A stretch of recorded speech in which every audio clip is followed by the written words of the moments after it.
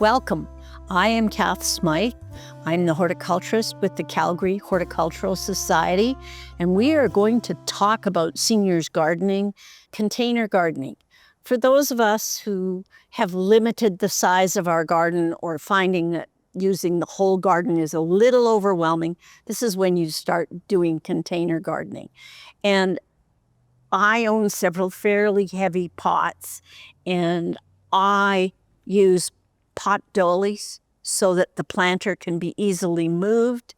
I try really hard not to put things in too hot of a sun if I'm getting a lot of sun that year, or make sure that you know whether the plant needs shade or sun and govern your containers accordingly. If you're going to grow tomatoes and vegetables in your containers, tomatoes need a really deep pot to grow properly in a container.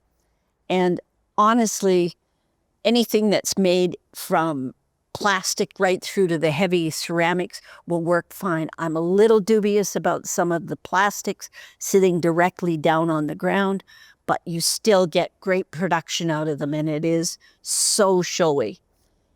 And whenever possible, I like to buy my containers already potted up, although I do that only because I get in and I start looking at all the different plants, and there's no rhyme or reason by the time I get them home. So maybe sometimes it's a question of having a reconnoiter into the garden center and around a bit, and pick and choose a bit of a color scheme, or pick and choose what plants catch your eye, and ask some questions of the staff about what lasts the longest. How much sun do you get? Sun is crucial. Anything up to 4 hours is considered full shade. Anything from 4 to 6 hours is part shade. Anything over 6 hours is full sun. And during the fall, the sun starts to move away, but midsummer, our sun is directly over us, and we are higher up here in Calgary. So always think about that with our amount of sun that we get. And one of the things about Calgary is that we have so many frost-free days, and then there are still frosts. So I like to say that we are still Zone 3A, although we've been reclassified to Zone 4A. If you live in the north end of the city, you're going to find that it's a bit cooler because of the higher altitude. So govern yourself a little bit on that one. And down towards the south and over to the southeast, it is always warmer and hotter. Another tip that I like to talk about when I'm talking about pots is you don't necessarily have to have all plastic if you can't lift them. Some of the wonderful creations that are coming out, this is a little bit of ceramic, but it has fiberglass in it, so I can tip it fairly easily. And there's some real nice ones out there. So looking for those with the textures. The only thing that I will say is that I do like them if they have drainage, especially when they have the wider bottoms. I want them to have drainage holes.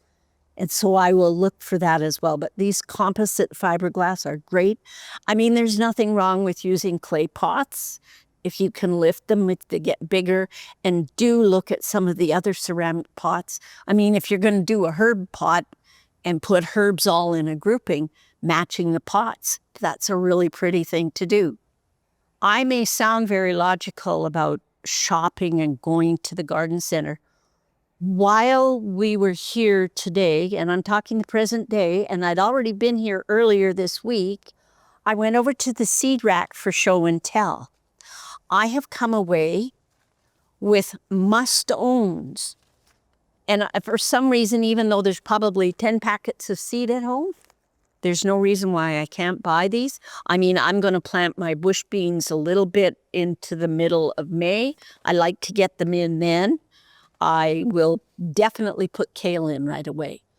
There's nothing wrong with giving into an impulse buy, like shopping in the house. But look at my beautiful African violet. I can't leave today without it.